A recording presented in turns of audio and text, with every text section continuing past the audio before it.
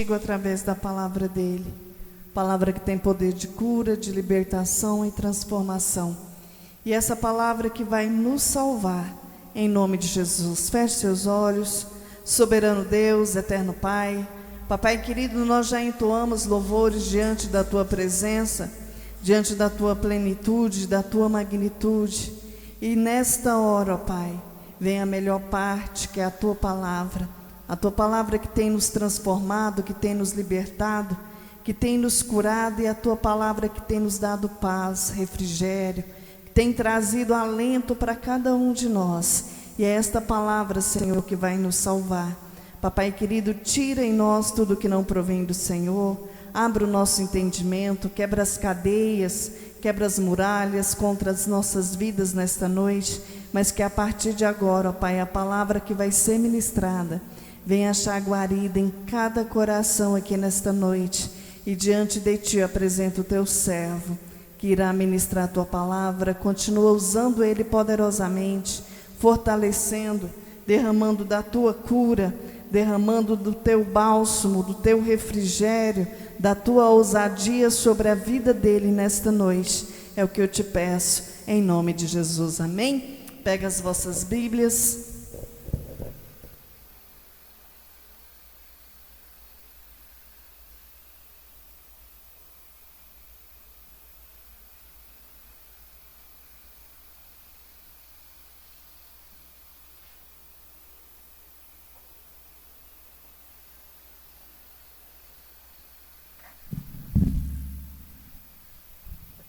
Glória a Deus. Cumprimento a igreja com a paz do Senhor. Convido os irmãos a abrir vossas Bíblias em 1 Samuel capítulo 7. 1 Samuel capítulo 7.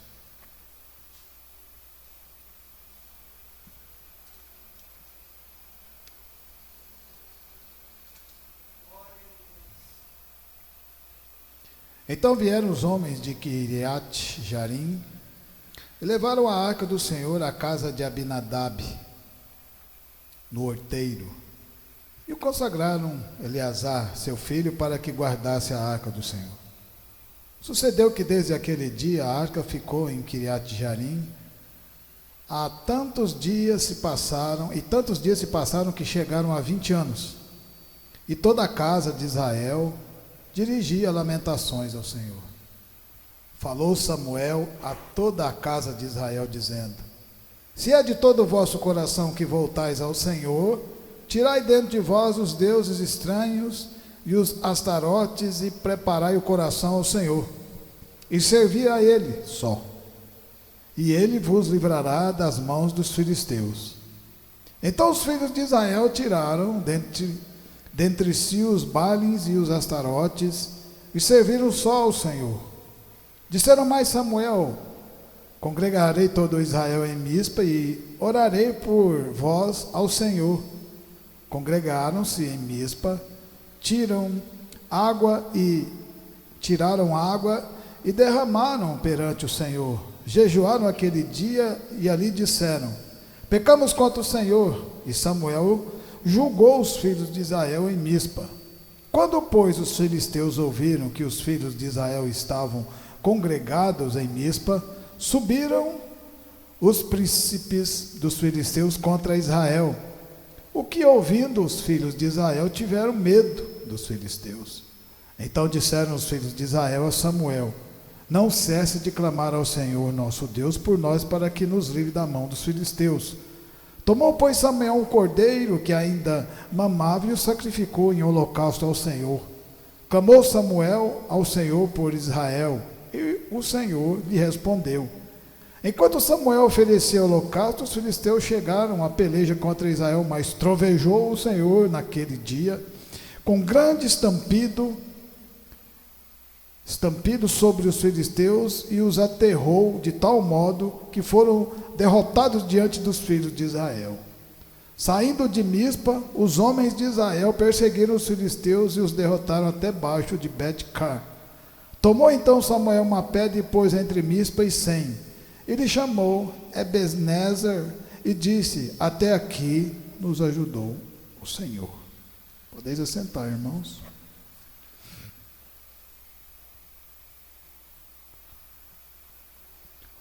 O povo de Israel tinha perdido uma batalha contra os filisteus, porque Eli, que era o sacerdote, não agradou a Deus. E mesmo assim, quando eles começaram uma luta com os filisteus, eles levaram uma arca, achando que apenas estando com aquela arca eles poderiam vencer as batalhas. E olhando na vida espiritual, muitas pessoas acham que por apenas estar na igreja, vão vencer. E se você nota a palavra de Deus, você percebe que não é bem assim. Porque tudo depende das nossas ações diante de Deus. Era o povo de Deus, era o povo que tinha sido liberto por Deus, estava perdendo uma batalha. Não uma grande batalha, mas perderam uma batalha.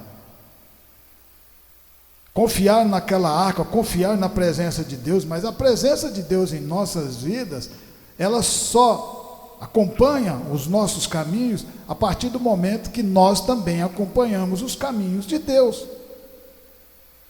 Então não adiantava eles levar aquela arca, não adiantava eles lutarem, não adiantava, Deus não estava com eles, porque Deus já tinha falado para Eli, mandando um profeta falar com o sacerdote, que Deus não tinha se agradado, porque os filhos de Eli estavam fazendo coisas erradas, e ele não tomou nenhuma providência.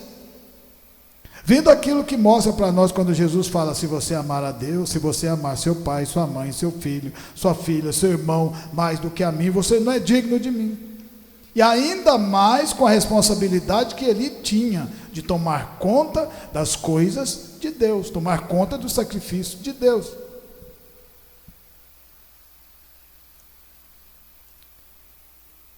E aí veio a palavra entregue a Eli, e a vida dele muda de ponta cabeça, seus filhos morrem. Mas Samuel já estava entrando nos caminhos do Senhor. Porque é assim, a obra de Deus não para. Às vezes uma pessoa já está cansada, não quer mais fazer a obra, não quer mais andar no caminho, e é o livre-arbítrio, tudo depende daquela pessoa, e ela não quer, então o Senhor já começa a colocar outra para continuar aquela caminhada, porque a obra dele, ela não para. A partir daquele momento, eles vão à luta, mas vão à luta sem Deus. E o que acontece quando um crente vai à luta sem Deus? Ele perde a batalha. E para você ter Deus do teu lado, andando com você, guerreando com você, é preciso de quê? É preciso de você morrer para o mundo, nascer para Cristo, uma nova criatura, dependente de Deus, andando nos caminhos do Senhor. Não pense porque o Senhor Jesus veio e morreu na cruz, que agora ficou mais fácil, pelo contrário, ficou mais difícil. Antigamente, quando no Antigo Testamento, se você adulterasse, cometesse o adultério, você era apedrejado. No Novo Testamento, o Senhor Jesus falou que se você olhar e desejar, você já está pecando. Então é muito mais complicado a coisa. Só que existe uma maravilhosa caminhada junto com o Espírito Santo. Agora ele está dentro de nós e ele nos livra do mal, nos direciona. É esse o verdadeiro sentido da palavra de Deus. Os filisteus venceram aquela batalha, foram embora, carregaram a arca e colocaram aquela arca diante de uma estátua de Baal. Venceram, então aquela arca não tinha poder nenhum na visão deles. Aí você vê tanto que Deus é maravilhoso. Deus, para mostrar para eles que eu não agi, mas eu continuo sendo Deus desse povo. Mas para mim agir junto com esse povo, é preciso o povo estar em mim, na minha palavra, obedecendo os meus estatutos. E até aquele momento, como nós lemos aqui, eles já tinham os outros deuses, já estavam adorando outras coisas que não era o Deus verdadeiro, já estavam praticamente corrompidos.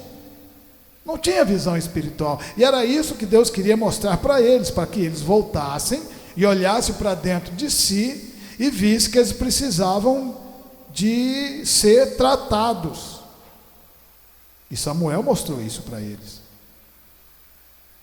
Os filisteus deixam aquela arca, e quando a noite amanhece, vem o dia, aquela estátua de Baal estava com a cabeça caída de frente à arca. E eles não entendem o que aconteceu. Começam a ficar com medo, mas ainda não entendem. Vão lá e colocam aquela cabeça de novo no lugar. Quando vem o próximo dia, cai a cabeça e cai as mãos. Ou as patas, não sei, porque Baal era cara de boi, né? E aí eles começaram a ver que Deus estava amaldiçoando aquele lugar, porque aquela arca não era para estar ali, era para estar junto com o povo. E o povo junto com ela.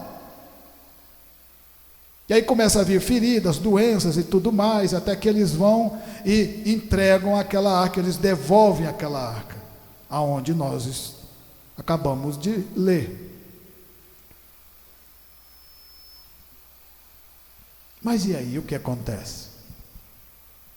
Vem Samuel e fala para o povo que é preciso de fazer um conserto com Deus. Voltar os olhos para Deus. Como que eles tinham que fazer isso? Em suas ações.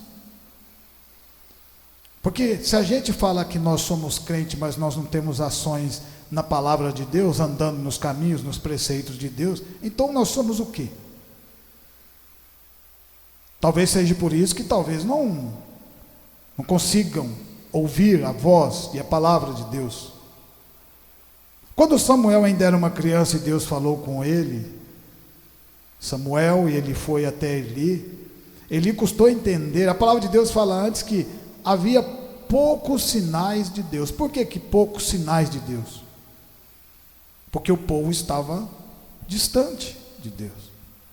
Mas ele já havia colocado um que ia andar até o final da sua caminhada, na dificuldade, na escassez, mas na grandiosa palavra de Deus, que era Samuel.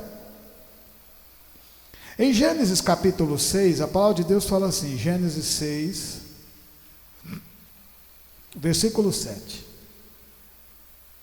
Disse o Senhor: farei desaparecer da face da terra o homem que criei, o homem e o animal, os répteis e as aves do céu, porque me arrependo de os haver feito. Porém Noé achou graça diante do Senhor. Eis a história de Noé. Noé era homem justo e íntegro entre os seus contemporâneos. Noé andava com Deus. Então toda aquela nação estava cometendo coisas horríveis, pecando, fazendo a sua própria vontade, matando, roubando. Mas no meio de todo aquele povo existia um que era diferente, porque aquele estava, através das suas ações, mostrando que ele não era igual aos outros. Mas e daí? O que mostrou? Qual foi a diferença entre Noé e as outras pessoas?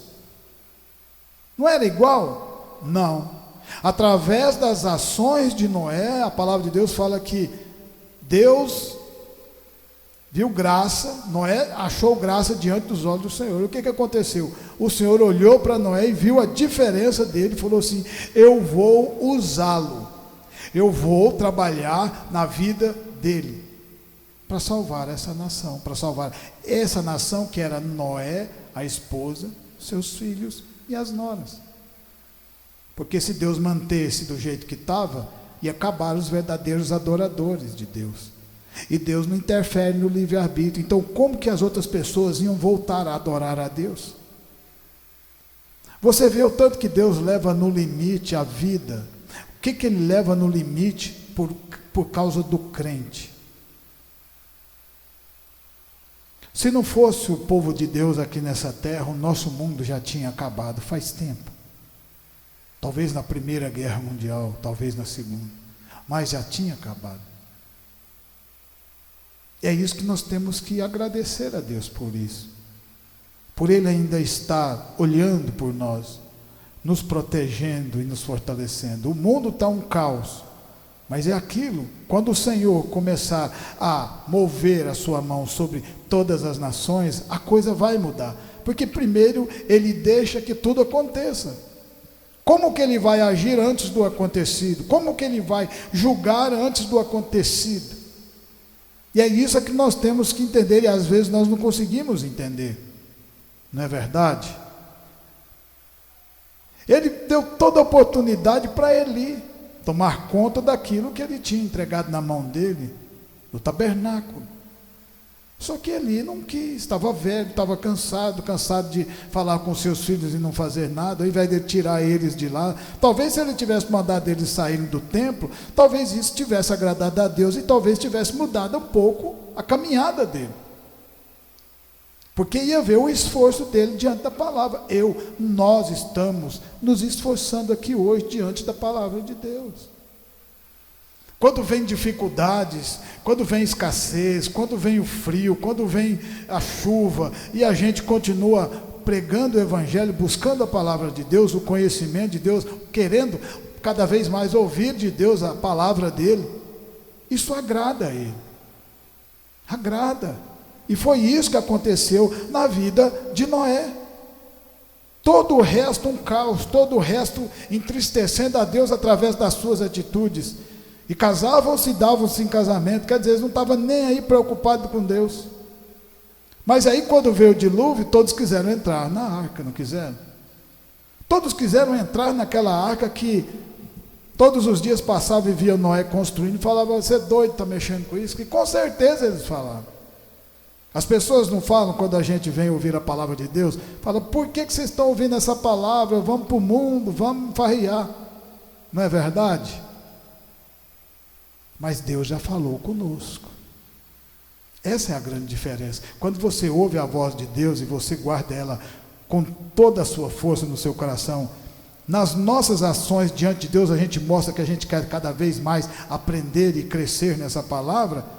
A voz do mundo não te abala mais. A voz do mundo não consegue fazer a sua cabeça mais, porque a palavra de Deus é por nós. A palavra de Deus fala que o inimigo está ao nosso redor, bramando como um leão a quem possa tragar. Ao nosso derredor, Mas ao nosso redor quem está? O Espírito Santo de Deus, dentro de nós. Então não adianta ele ficar bramando, ele só vai perder o tempo dele. Mas nós temos que estar de pé, firmes. Quando o dilúvio acaba, e que não tinha mais vida naquela terra, porque por quase um ano ficou tudo inundado, quem é que desce daquela arca? Noé, aquele que andava com Deus, aquele que era justo, aquele que era íntegro entre seus contemporâneos. Então as ações de Noé falavam por ele, tanto falavam por ele que Deus o escolheu. E é isso que nós temos que continuar fazendo nas nossas ações. Eu agradeço a Deus por estar aqui hoje, glorificando o nome dele. Nós louvamos a Deus, nós o adoramos em espírito e em verdade, e ele recebeu o nosso louvor. E quando ele recebe, a palavra dele vem com força, nos dando entendimento espiritual e falando para cada um de nós: continue nas ações que vocês estão, mostrando que são crentes firmados na palavra de Deus. Em Josué capítulo 24, Josué 24, Josué.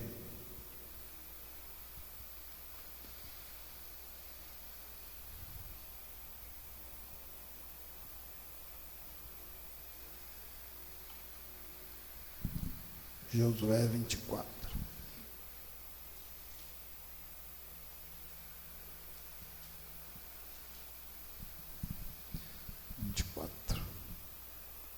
Depois reuniu Josué todas as tribos de Israel em Siquém e chamou os anciões de Israel e seus cabeças, os seus juízes e os seus oficiais, E eles se apresentaram diante de Deus. Então Josué disse a todo o povo: assim diz o Senhor, Deus de Israel: antigamente vossos pais, Tera, pai de Abraão, de Naor, habitaram da além do Eufrates e serviram a outros deuses. Eu, porém, tomei Abraão, vosso pai, da além do rio, e fiz percorrer toda a terra de Canaã. Também lhe multipliquei a descendência e lhe dei Isaque. Então aqui Josué começa a contar a história do povo de Deus. Mas sabe por que ele está aqui nesse momento, depois de ter vencido na terra de Canaã, depois de ter lutado? Josué já estava velho. Josué e Calebe foram os dois únicos que tinham a idade acima de 18 anos que conseguiram chegar até a terra de Canaã. Os outros com idade acima de 18 anos, todos pereceram no deserto. Mas por que eles conseguiram chegar lá e ainda com força para lutar? Por causa das suas ações diante de Deus. Enquanto os outros tiveram medo, porque disseram: a terra mana leite e mel, mas o povo é gigante, o povo é guerreiro. Josué e Calebe falou assim: mas o nosso Deus é maior. O nosso Deus libertou a gente lá do Egito, uma nação poderosa. E eles quiseram matar a Josué e Calebe, que teve que Deus interceder de uma forma tão poderosa, que queria aniquilar aquele povo. E começaram uma nova caminhada através da descendência de Moisés. Mas Moisés interviu. Moisés tinha intimidade com Deus. As suas ações diante de Deus o agradavam. E é isso que Deus quer diante de nós, ações, as nossas ações diante da sua palavra. Continuemos firmes, caminhando. Dificuldades estão vindo, mas nós estamos de pé e caminhando, porque o sol brilha para o justo e para o injusto. Então, quando vem a dificuldade, ela também vai vir para o justo e para o injusto, mas Deus é por nós e continuará nos protegendo. Só que Ele deixa a gente passar por essa dificuldade junto com os injustos, para lá na frente Ele levantar, e se alguém falar alguma coisa, Ele fala: caminhou também, andou na dificuldade junto com vocês também, fez igual Jesus, que era Deus, mas se abenigou de ser Deus para se humilhar, não quis transformar as pedras em pães, não quis receber ouro e prata, quis andar na simplicidade, mas com o poder da palavra de Deus. Só usou aquilo que era de milagre para as pessoas necessitadas e que realmente precisavam da sua palavra, nas suas ações. Então não tem como você falar que é crente e as suas ações mostrar outra coisa. Quando você fala que é crente e anda nos caminhos de Deus, nós falamos, as nossas ações têm que andar junto. Temos que andar nessa caminhada, na porta estreita, na dificuldade, e quando vier as tentações, clamamos a Deus, e quando vier as dificuldades, agradecemos a Deus, e quando vier a porta aberta, agradecemos a Deus, mas nunca esqueçamos de onde a gente veio, da humildade, da simplicidade. Por isso que Josué, do término da sua caminhada, fala: eu e a minha casa serviremos a Deus. Enfrentou grandes batalhas, com Deus. Por quê? Por causa das suas ações. Quando Moisés sobe no monte para pegar as tábuas, Josué estava lá, querendo aprender, aprendendo, crescendo. Quando Moisés já não podia mais entrar na terra, que estava chegando o seu tempo chegou para Moisés, ele não ia entrar na terra prometida, e Deus fala para Josué: agora é com você, porque eu vi as ações suas diante do meu povo, que hora nenhuma você pensou em outra coisa a não ser em agradar a mim e a minha palavra. E é isso que Deus quer de nós também, que nós continuemos fazendo o que nós estamos fazendo. Quantas dificuldades nós já passamos lá atrás e vencemos e continuamos crescendo? Não é assim que é a caminhada do crente? A todo momento vai ter batalhas.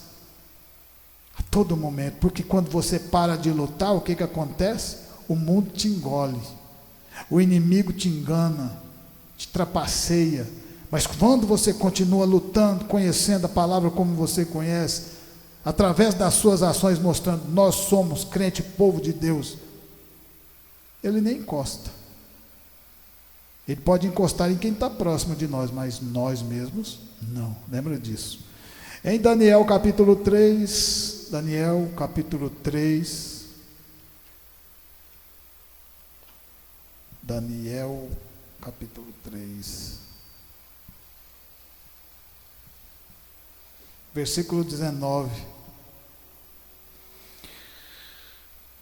Então Nabucodonosor se encheu de fúria e, transtornado o aspecto do seu rosto contra Sadraque, Mesaque e Abednego, ordenou que se acendesse a fornalha 7 vezes mais do que se costumava. Ordenou aos homens mais poderosos que estavam no seu exército que atassem a Sadraque, Mesaque e Abednego e os lançassem na fornalha de fogo ardente. Olha a situação que eles estavam passando. E olha que antes disso, através de Deus, de Daniel junto com eles, conseguiram decifrar o sonho de Nabucodonosor. E por causa disso eles se tornaram governantes de algumas províncias. Nabucodonosor separou algumas províncias para eles. Mas o que acontece quando o crente começa a prosperar no mundo? O mundo começa a querer perseguir. Não é isso que o Senhor Jesus falou? Perseguiram a mim, vão perseguir a vocês também. Então, quando eles começaram a crescer, o povo falou: quem que é esse povo que não é nem da nossa terra e está tomando conta de províncias? Vamos armar para eles. E armaram, de uma certa forma, para que eles deixassem de adorar a Deus. Não é isso que o inimigo quer a todo tempo? Não foi isso que ele falou para Jesus? Eu te dou todo o reino, toda a glória, tudo que você quiser, que me foi entregue, eu te entrego, mas você tem que me adorar. E nós sabemos que nós só devemos adorar ao nosso Deus, ao nosso Jesus Cristo, ao Espírito Santo de Deus guardado em nós. Não é verdade?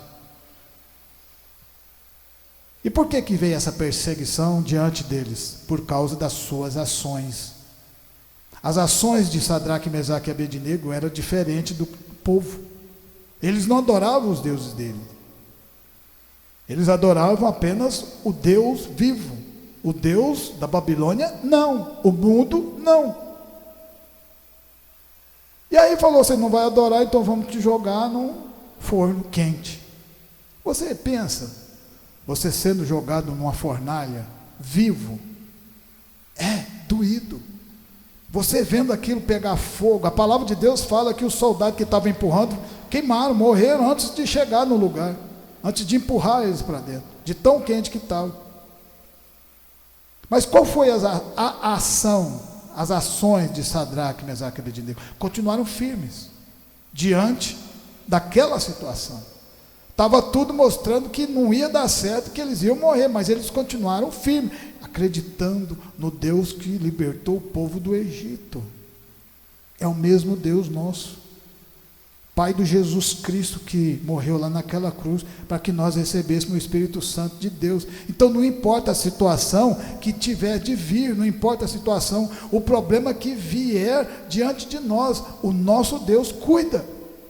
Ele está no controle de todas as coisas, a todo momento, e está sempre nos mostrando. Ele sempre mostra de uma certa forma. Mostrou para Sadraque, Mesaque, quando ele revelou o sonho de Nabucodonosor, aquilo fez a fé crescer diante deles. Então eles falaram: nós não vamos adorar, podemos queimar, mas não vamos.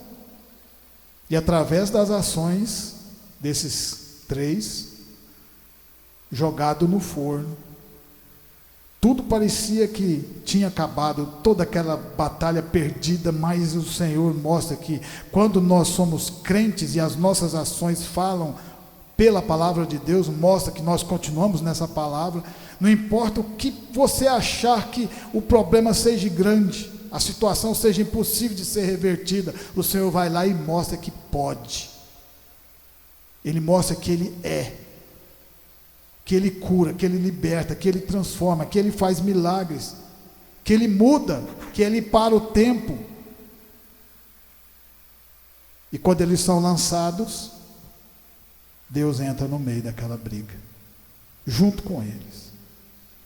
E aí não era mais 3 que estavam lá naquela fornalha, era 4. E o quarto, Nabucodonosor disse que parecia filho dos deuses. Será que era Jesus? Claro que era Jesus Cristo. Então, através daquela atitude, mostra para mim e para você, quando nossas ações falam diante de Deus, vai mostrar para o mundo, que vai olhar para nós e vai falar, realmente Deus existe, porque se não existisse, eles já tinham desistido. Realmente Deus existe, porque está mudando a vida deles aqui nesse lugar, e eles nem são daqui. Realmente Deus existe, porque a forma como eles caminham é diferente como aqui o mundo caminha. E é isso que Deus quer de nós. Andarmos, sermos verdadeiros diante da palavra de Deus. E para terminar, em Atos capítulo 7, Atos dos Apóstolos capítulo 7, a palavra de Deus fala assim. Atos 7.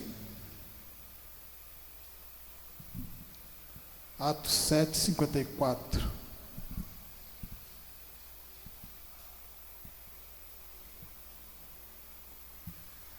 Ouvindo eles isto, enfureciam-se no seu coração e relhavam os dentes contra ele. Mas Estevão, cheio do Espírito Santo, fitou os olhos no céu e viu a glória de Deus e Jesus, que estava à sua direita. E disse: Eis que vejo o céu aberto e o Filho do Homem em pé à destra de Deus. Eles, porém, clamando em alta voz, tamparam os ouvidos e unanimemente arremeteram contra ele. E lançando-o fora da cidade, o apedrejaram. As testemunhas deixaram suas vestes aos pés de um jovem chamado Saulo. E apedrejaram Estevão, que invocava e dizia: Senhor Jesus, receba o meu espírito. Glória a Deus, aleluia. Um diácono poderoso, não são de Deus. As ações de Estevão mudou a vida de Saulo. Essa atitude que Estevão teve diante de todos os acusadores dele, transformou Saulo no maior pregador de todos os tempos. A visão que Estevão viu no céu, de Jesus ao lado de Deus, você sabe quem que teve além dele essa visão? João. João, na ilha de Patmos, escrevendo Apocalipse. Olha só que grandiosidade esse menino recebeu. Então é através das nossas ações diante da palavra de Deus é que pessoas são mudadas, porque elas vão olhar e vão ver que é diferente, que o brilho é outro, que a palavra é outra, que o caminhar é outro, que a atitude é outra e a coragem é outra, porque andamos com Deus e lutamos junto de Deus. E esse é o verdadeiro sentido da palavra do Senhor. E era isso que Samuel estava falando para todo aquele povo. Não é porque você está na igreja que você já está salvo e Deus pode abençoar a sua vida. É no compromisso com a palavra de Deus, é o compromisso no caminhar com Deus, é o compromisso em nossas ações diante da palavra, fazendo a vontade de Deus, é que mostra que nós somos adoradores em espírito e em verdade do nosso Senhor Jesus Cristo. Amém? Por isso eu agradeço essa oportunidade. Que essa palavra venha ficar no meu, no seu e no nosso coração e continuar nos transformando de fé em fé, de glória em glória. Amém?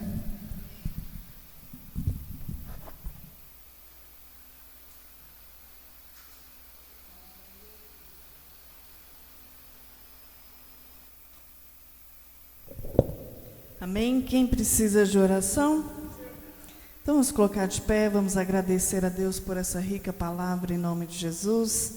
Papai querido, ó Deus de glória, nesta noite nós te louvamos por estarmos aqui, te louvamos pela tua rica palavra e diante de ti nós apresentamos essa semana que se inicia, apresentamos as nossas vidas, apresentamos a nossa mente, nosso coração e as nossas mãos, que o Senhor venha nos capacitar derramando da tua graça, derramando da tua sabedoria.